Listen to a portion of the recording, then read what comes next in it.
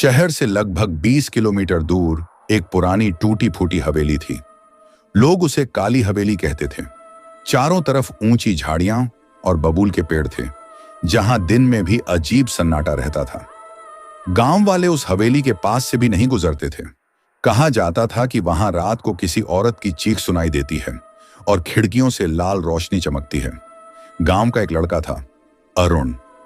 उसे बचपन से ही भूत प्रेत की बातें बहुत रोमांचक लगती थीं। जब भी कोई बुजुर्ग हवेली का जिक्र करता, अरुण के मन में एक अजीब सी जिज्ञासा जागती। वह सोचता कि आखिर उस हवेली में ऐसा क्या है जिसे सब छिपाते हैं। एक दिन अरुण के दोस्त उससे शर्त लगाने लगे। उन्होंने कहा, अगर तू सच में बहादुर है तो आज रात हवेली के अंदर जाकर दिखा। अरुण ने बिना सोचे समझे हामी भर दी। रात लगभग 12 बजे वह अकेला टॉर्च लेकर हवेली की ओर चल पड़ा। चारों तरफ कुत्तों के भौंकने और उल्लू की आवाज गूंज रही थी। जैसे ही वह हवेली के गेट तक पहुंचा, उसे महसूस हुआ कि मानो जमीन से ठंडी हवा निकल रही हो। हवेली के अंदर घुप अंधेरा था। टूटी फूटी दीवारें, जाले और बांसी गंध ने माहौल और डरावना बना दिया था। अरुण टॉर्च जलाकर एक एक कमरा देखने लगा। अचानक उसे पीछे से कदमों की आहट सुनाई दी। वह पलटा तो कोई नहीं था। जैसे जैसे वह अंदर बढ़ता गया, अजीब आवाजें तेज होती गईं, मानो कोई धीमे स्वर में मंत्र पढ़ रहा हो। हवेली के बीचों बीच एक बड़ा सा हॉल था। वहां जमीन पर काले रंग का गोल निशान बना हुआ था और उसके चारों तरफ सूखी हड्डियां बिखरी पड़ी थीं। अरुण का गला सूख गया। तभी अचानक एक खिड़की अपने आप खुली और लाल रंग की रोशनी अंदर आई। उसी रोशनी में उसने देखा, एक औरत सफेद साड़ी में खड़ी थी। उसके बाल खुले थे और चेहरा अंधेरे में छिपा हुआ था। अरुण के पैरों के नीचे से जमीन खिसक गई। औरत धीरे धीरे उसकी ओर बढ़ने लगी। उसके हर कदम के साथ कमरे की दीवारों से कराहने जैसी आवाज आ रही थी। अरुण पीछे हटने लगा, लेकिन दरवाजा अपने आप बंद हो चुका था। औरत ने जैसे ही सिर उठाया, उसकी आंखें जलती हुई लाल अंगारों जैसी थीं। उसके होंठ फटे हुए थे और दांत नुकीले। वह सीधे अरुण के सामने आकर रुक गई और फुसफुसाई, तूने यहां कदम क्यों रखा? अब तू कभी बाहर नहीं जा पाएगा। अरुण चिल्लाने ही वाला था कि उसके कान में किसी ने जोर से मंत्र फूंका। वह बेहोश होकर जमीन पर गिर पड़ा। जब अरुण को होश आया तो वह गांव के मंदिर में था। उसके चारों तरफ गांव के लोग और पंडित खड़े थे। पंडित ने बताया कि उस हवेली में बरसों पहले एक तांत्रिक ने काला अनुष्ठान किया था। उसी दौरान उसकी पत्नी की हत्या हो गई और उसकी आत्मा वहीं भटक रही है। जो भी हवेली में कदम रखता है, वह आत्मा उसे अपना शिकार बना लेती है। अरुण किसी तरह बच तो गया, लेकिन कहते हैं कि उसकी आंखों में अब भी कभी कभी लाल चमक दिख जाती है और वह हवेली आज भी वैसे ही खड़ी है, जहां रात को किसी औरत की चीख सुनाई देती है। अरुण जब उस रात मंदिर में होश में आया तो उसे सब कुछ किसी डरावने सपने जैसा लग रहा था, लेकिन उसका शरीर कांप रहा था और माथे पर पसीना था। पंडित ने उसे गंगा जल पिलाया और माथे पर तिलक लगाया। गांव वाले आपस में फुसफुसा रहे थे कि यह लड़का तो गया काम से। हवेली की चुड़ैल किसी को इतनी आसानी से नहीं छोड़ती। पंडित ने समझाया कि यह तो भगवान की कृपा है कि समय रहते मंत्र से तेरी जान बच गई, वरना आज सुबह तक तेरा शव हवेली से मिलता। अरुण डर तो गया था, पर उसके मन में एक सवाल चुभ रहा था कि अगर वहां सचमुच चुड़ैल है तो वह हर बार क्यों जीवित लोगों पर हमला करती है? आखिर उसका मकसद क्या है? अरुण कई दिनों तक ठीक से सो नहीं पाया। रात को आंख बंद करते ही उसे वही लाल आंखें दिखाई देती, वही फटी हुई आवाज उसके कानों में गूंजती। उसकी मां कहती कि बेटा अब हवेली का नाम भी मत लेना, वरना फिर से कोई अनहोनी हो जाएगी। लेकिन अरुण का मन और बेचैन रहने लगा। उसने तय कर लिया कि वह सच्चाई जाने बिना चैन से नहीं बैठेगा। एक रात वह अपने पुराने दोस्त रवि के पास पहुंचा। रवि थोड़ा निडर था और तंत्र मंत्र में भी दिलचस्पी रखता था। अरुण ने उसे पूरी घटना सुनाई। रवि बोला कि तू पागल है, पर मैं जानता हूं कि उस हवेली में सिर्फ भूत नहीं है, वहां कोई राज दबा हुआ है। शायद उसी तांत्रिक का अनुष्ठान अधूरा रह गया और उसकी औरत की आत्मा वहीं बंध गई। अगर हमें यह राज मिल जाए तो तू अपने डर से मुक्त हो सकता है। अरुण और रवि ने तय किया कि अगली पूर्णिमा की रात वे हवेली जाएंगे। दोनों ने तैयारी की। पंडित से छुपकर उन्होंने कुछ मंत्र लिखे, एक हनुमान चालीसा की छोटी किताब और एक ताबीज लिया। रवि ने कहा कि डरो मत, अगर तेरा मन साफ है तो कुछ नहीं होगा। पूर्णिमा की रात हवेली चारों तरफ चांदनी में और भी डरावनी लग रही थी। खिड़कियों से हवा के साथ कराहने की आवाजें आ रही थीं। दोनों ने अंदर कदम रखा। हॉल में पहुंचते ही जमीन पर पड़े काले निशान पर अचानक हल्की सी आग जैसी लपट उठी और बुझ गई। रवि ने कहा कि यह वही जगह है जहां काला अनुष्ठान हुआ था। जैसे ही उन्होंने कमरे का कोना टटोला, उन्हें एक टूटा हुआ लकड़ी का संदूक मिला। संदूक खोलने पर अंदर से पुराने तांत्रिक के सामान निकले। एक लोहे की त्रिशूल जैसी छड़ी, सूखे नींबू और एक मोटी किताब जिसके पन्ने काले थे। किताब को छूते ही ठंडी हवा पूरे कमरे में फैल गई। अचानक दोनों ने सुना कि सीढ़ियों से कोई उतर रहा है। कदमों की गूंज इतनी साफ थी कि लगा जैसे कोई और उनके साथ है। दोनों ने टॉर्च उस तरफ डाली, पर सीढ़ियां खाली थीं। तभी वही औरत सफेद साड़ी में सामने आ खड़ी हुई। उसके चेहरे पर और भी गुस्सा था। उसने चीख कर कहा कि इस किताब को छुओगे तो जान नहीं बचाओगे। अरुण का दिल जोर से धड़क रहा था, पर रवि ने साहस करके किताब उठाई और बोला कि अगर तू सच में पीड़ित है तो हमें सच बता। औरत की आंखों से खून जैसा तरल बहने लगा। उसने कराहते हुए कहा कि मैं पापिनी नहीं हूं, मैं इस हवेली की बहू थी। मेरे पति ने तांत्रिक विद्या में अंधा होकर मेरी बलि चढ़ा दी। मेरा खून इसी जमीन पर बहा और मेरी आत्मा यहीं कैद हो गई। जब तक यह किताब जलेगी नहीं, मैं मुक्ति नहीं पा सकती। अरुण और रवि ने डरते डरते किताब को आग लगाई। जैसे ही किताब जली, कमरे की दीवारें जोर से हिलने लगी, मानो पूरी हवेली ढह जाएगी।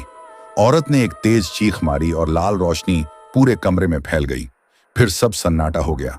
जब धुआं छौंटा तो औरत गायब थी, लेकिन हवेली की दीवारों पर लिखा था, अब यह हवेली खाली है, पर जो इसमें लोभ लेकर आएगा उसे मौत मिलेगी। अरुण और रवि किसी तरह बाहर निकले।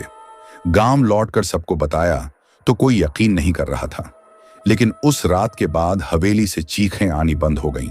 फिर भी गांव वाले आज तक उस हवेली में जाने की हिम्मत नहीं करते।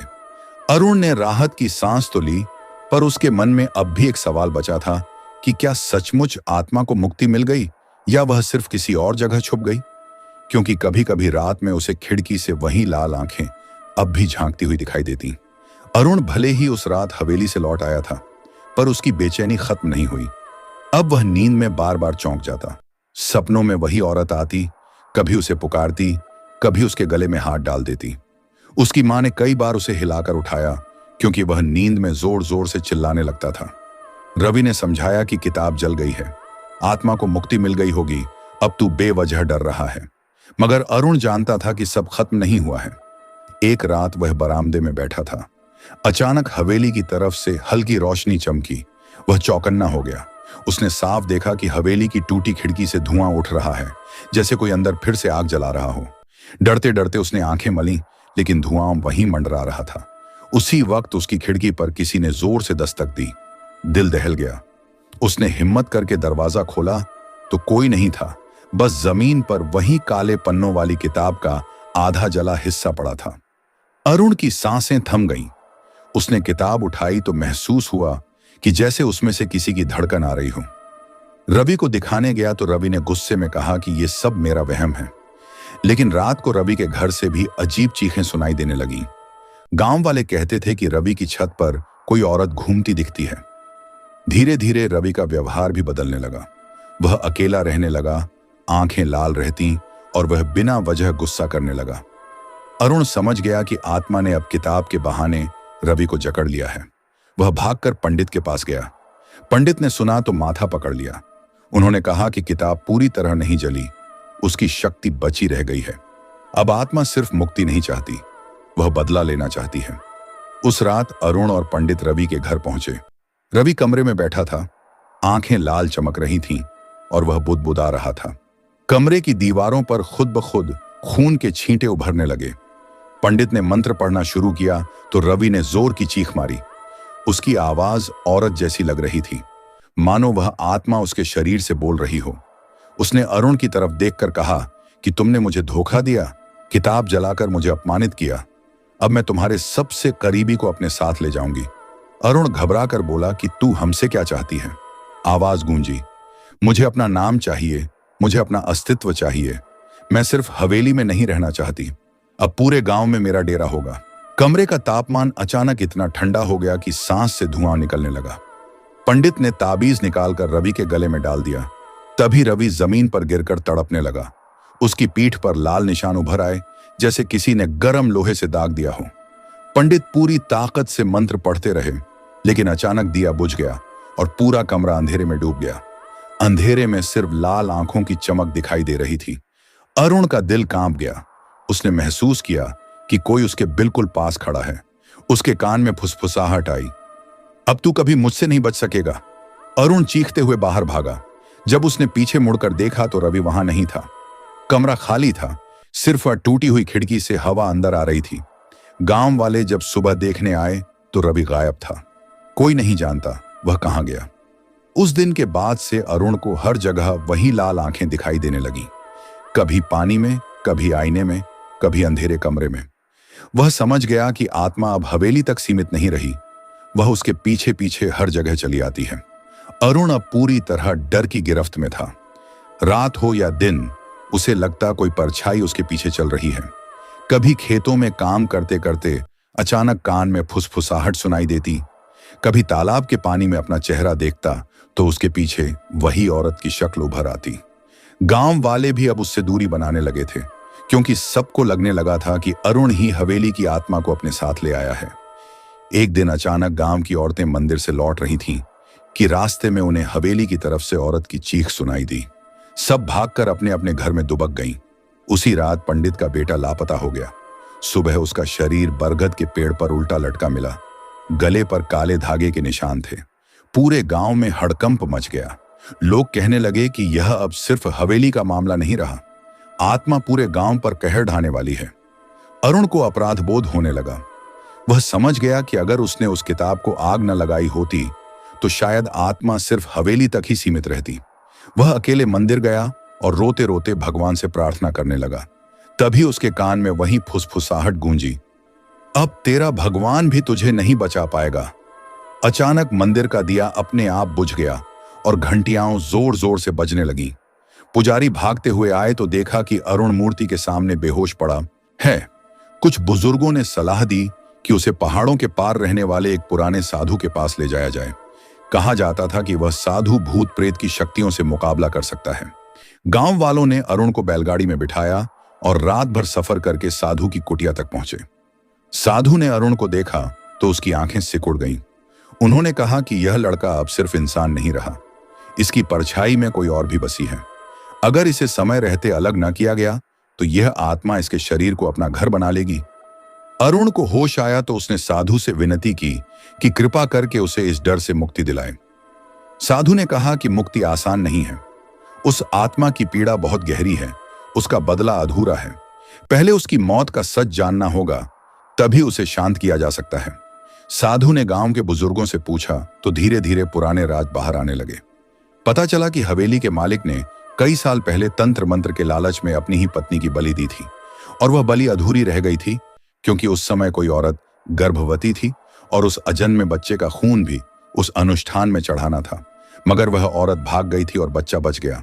साधु ने कहा कि वही बच्चा अब तक जीवित है और आत्मा उसी को खोज रही है। जब तक उसे नहीं मिलेगा तब तक उसका क्रोध शांत नहीं होगा। अरुण यह सुनकर सन्न रह गया। उसने सोचा कि अगर आत्मा उस बच्चे तक पहुंच गई तो उसका अंत निश्चित है, लेकिन गांव वालों में कोई नहीं जानता था कि वह बच्चा कौन है और कहां है। तभी साधु ने अपनी आंखें बंद की और ध्यान लगाया। अचानक उन्होंने कहा कि वह बच्चा यहीं इसी गांव में है और तुम्हारे आसपास ही रहता है। अरुण का दिल जोर से धड़कने लगा। वह समझ गया कि अब असली खेल शुरू होने वाला है, क्योंकि आत्मा सिर्फ हवेली की कैदी नहीं रही, वह अब खून के रिश्ते तलाश रही थी और शायद अगला खून बहुत बड़ा अनर्थ लेकर आने वाला था। साधु की बात सुनकर गांव में दहशत फैल गई। सब एक दूसरे को शक की नजर से देखने लगे कि कहीं वो बच्चा उन्हीं के घर का तो नहीं। औरतें अपने बच्चों को छुपाने लगीं, मर्द रात को बाहर निकलने से कतराने लगे। अरुण खुद भी डर में डूब गया था, क्योंकि उसके मन में एक ख्याल बार बार उठ रहा था कि कहीं वह बच्चा वहीं तो नहीं है। उसके अपने जन्म की बातें उसे कभी ठीक से मालूम नहीं थी। माँ हमेशा टाल जाती थी, बस इतना कहती थी कि तेरे जन्म के समय बड़ी अनहोनी हुई थी। उस रात अरुण ने माँ से सच जानने की जिद की। माँ रोने लगी और बोली कि हाँ बेटा, तू ही वही बच्चा है। तेरे पैदा होने से पहले हवेली के मालिक ने पूरे गांव पर कहर बरपाया था। तुझे बचाने के लिए मैंने उस रात खेतों में भागकर तेरा जन्म दिया था। तू ही वो बच्चा है जिसके खून की प्यास उस आत्मा को आज तक चैन नहीं लेने देती। अरुण की रगों में खून जैसे जम गया। अब सब कुछ साफ था। आत्मा क्यों हर बार उसी के पास लौट आती थी, क्यों वही उसे बार बार अपने सपनों और जागती आंखों में दिखाई देती थी। वह दरअसल अपना अधूरा अनुष्ठान पूरा करना चाहती थी और उसकी कुर्बानी चाहती थी। साधु ने जब यह सुना तो उन्होंने कहा कि अब सिर्फ दो रास्ते हैं, या तो अरुण खुद को आत्मा के हवाले कर दे ताकि उसका बदला पूरा हो और गांव बच जाए, या फिर ऐसा यज्ञ किया जाए जिसमें आत्मा को धोखा देकर बांध दिया जाए।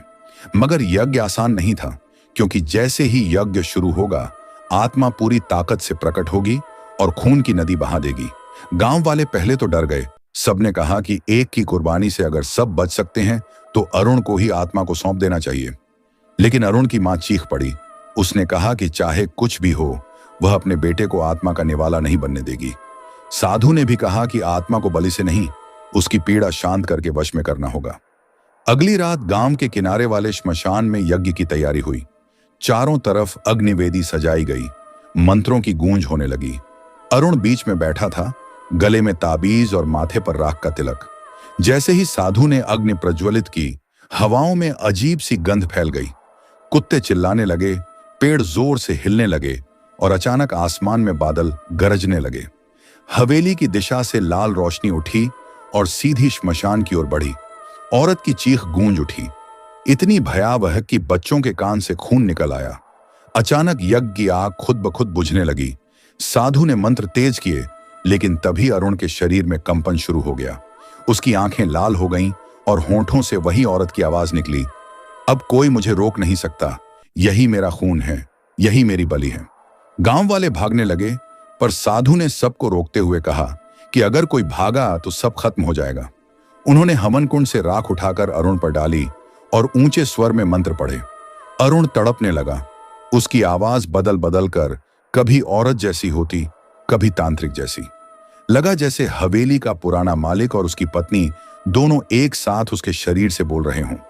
उस क्षण हवेली की दिशा से पूरी की पूरी इमारत कांपने लगी। दूर से देखने वालों ने कहा कि खिड़कियों से सैकड़ों परछाइयां बाहर निकलकर श्मशान की ओर भाग रही थीं। हवा इतनी ठंडी हो गई कि लोग सांस भी नहीं ले पा रहे थे। साधु ने आखिरी बार जोर से मंत्र फेंका और पूरी ताकत से तांत्रिक की छड़ी जमीन पर दे मारी। अरुण चीख मारकर बेहोश हो गया। लाल रोशनी अचानक फट पड़ी और आसमान में गायब हो गई। चारों तरफ सन्नाटा छा गया। जब अरुण को होश आया तो उसने खुद को राख और हवन कुंड के बीच लेटे पाया। साधु की आंखें बंद थीं, वे वहीं निर्वाण को प्राप्त हो चुके थे। गांव वाले धीरे धीरे आगे बढ़े। सबके चेहरे पर डर के साथ राहत भी थी, लेकिन अरुण की मां कांप रही थी, क्योंकि उसे लग रहा था कि यह सब खत्म नहीं हुआ। और सच भी यही था। हवेली अगले दिन भले ही राख का ढेर हो गई, पर उसी रात अरुण ने आईने में देखा कि उसकी आंखों में फिर से वही लाल चमक है और पीछे से वही आवाज गूंज रही थी, मैं गई नहीं हूं, मैं अब तेरे भीतर हूं।